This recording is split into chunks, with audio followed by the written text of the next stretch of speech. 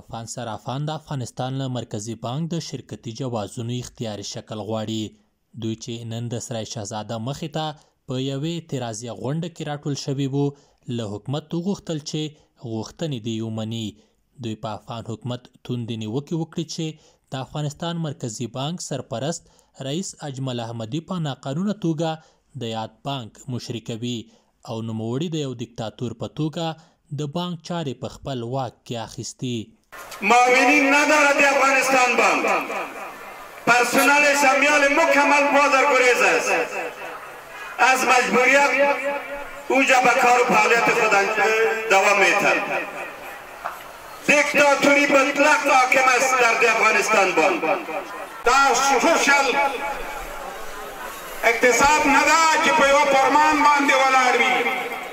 آقا په اقتدار قدرت مین خلق د قدرت لیونیان په ثروت باندې وجدان و ضمیر چې خرڅ کړی ده هغې ته خبر ورکوم چې خلکو په دادګاه کې یوه ورځ محکومیږئ.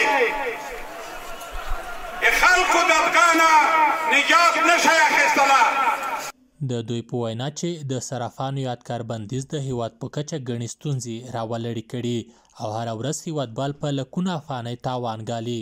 دوی د دې ټولو ستونزو پړه پر حکومت ور واچوله. دوی وایي چې افغان بانک د صرافۍ انفرادي جوازونه شرکتي ته د اړولو اقدام دوی ته د منلو نه دی.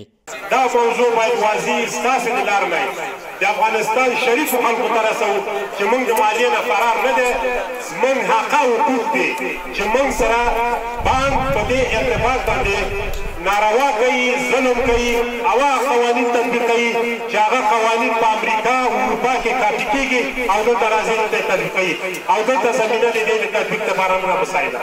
ټول تاسو خبر یاست په دغه اخرو وختونو کې د افغانستان بانک د پاتې پر موږ باندې اضافه ورلګول کېږي په صرافانو چې کله وایي مالیه نه ورکوي، کله وایي چې د پولشویي د قانون څخه تېز دی او کله هم وایي د تروریزم د قانون څخه.